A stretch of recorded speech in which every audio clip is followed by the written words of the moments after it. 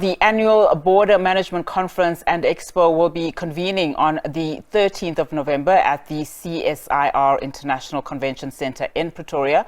The Expo provides a platform to discuss advancements in national security with a focus on areas such as border control, air traffic and drone technology surveillance. South Africa's border security has often been on the spotlight following various incidents of violence and security breaches. Daniel du Plessis, Marketing and Communications Director at Milko, joins us here in studio to discuss border security, amongst others. Thank you so much for your time, Daniel. So, when we look at some of the borders, especially the ones closest to South Africa, the borders between Mozambique and South Africa, between Zimbabwe and South Africa, Lesotho and South Africa, have always been described as some of the most porous and problematic borders. So, of course, requiring a lot of urgent attention from South Africa. Perhaps let's start our conversation with the causes of, porous borders and the threats that they present to South Africa specifically. Yeah, so I think the reason these borders are quite porous and considered quite porous is opportunities. Yeah. And I think South Africa has a relatively stable economy in the last few years and presents a few opportunities when it comes to employment for nationals of different countries that want to seek these opportunities. Now, doing so legally, I think, is no problem, and I think it benefits the economy in South Africa greatly. But doing so illegally can often lead to disappointments in that, and often it has an increase in violence as well. So it does present a very difficult case. How do you control the influx of foreign nationals into the country effectively?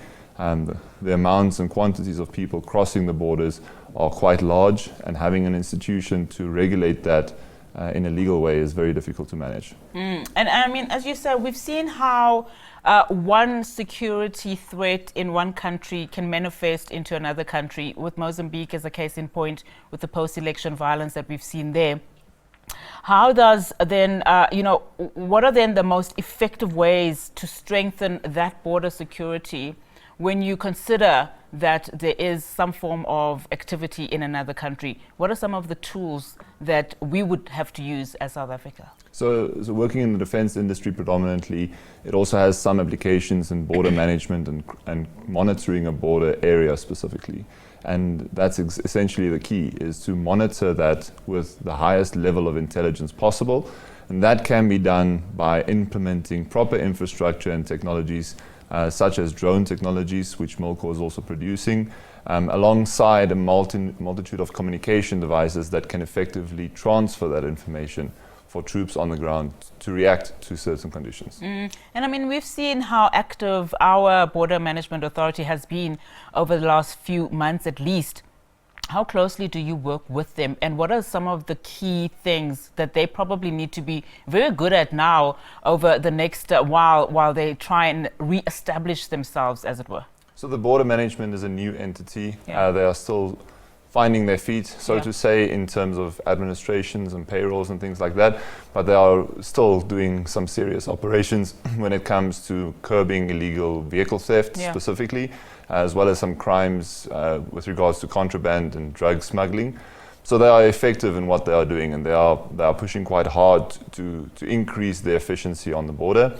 I do believe that new technologies and new equipment is required by such an institution to help facilitate the requirements that they need to perform and the mandates that they have effectively with limited human resources. I think that's one of the challenges at the moment. It is something that in the future will get better, but for the time being, I think using modern technologies to conduct surveillance operations is a hugely effective tool. One thing that I can mention, for example, is the use of drone technologies. The Milko 380, for example, is a long endurance UAV that has been developed specifically for surveillance operations. It can fly for 35 hours and 4,000 kilometers, which makes it an ideal type of equipment to be used by such an entity to conduct long-term and long endurance surveillance and then send that information back to ground for troops on the ground to react. And I mean, is that some of the technology that you've seen used, globally, as you try and also just learn from best practice from one country to another? Because I would imagine that, we have got different countries and different policies as it relates to surveillance of one country to another, because you are infringing on that other country. Just help us understand and unpack that for us, how it works between the two countries. I would imagine various governments would also have to work together. Yes, various governments are working together, and I think the South African development community, SADC as a whole, is working closely to monitor, because I think they are aware of the threats of porous borders and what implications it could have on their local economy. The Border Management Authority's role and mandate is specifically to monitor the border line, 10 kilometers on either side, under jurisdiction by the South African government and neighboring countries. They have a bilateral agreement between that. And their mandate is essentially to patrol those borders and make sure that all illegal crossings or all illegal activities can be monitored and curbed efficiently. In that last clip that we played, we're obviously talking about how we are seeing the increase in high-powered vehicles being stolen and, of course, being moved from different borders, and livestock too. Just how, how effective are some of the interventions that are being made by South Africa when it comes to that, and also how widespread is it? It's quite widespread. I think we are not really familiar with the threats that can pose. For example, if you transport livestock from one country to another in an illegal way, there are many diseases that can be contaminated and transmitted from one country to another. The BMA actually comprises of a multitude of entities, including some veterinarians as well, that helps put those requirements in place and allows them then to also eliminate the threats of possible viruses and contamination. When it comes to vehicle smuggling, hijacking and vehicle theft in South Africa is not an uncommon thing to any South African.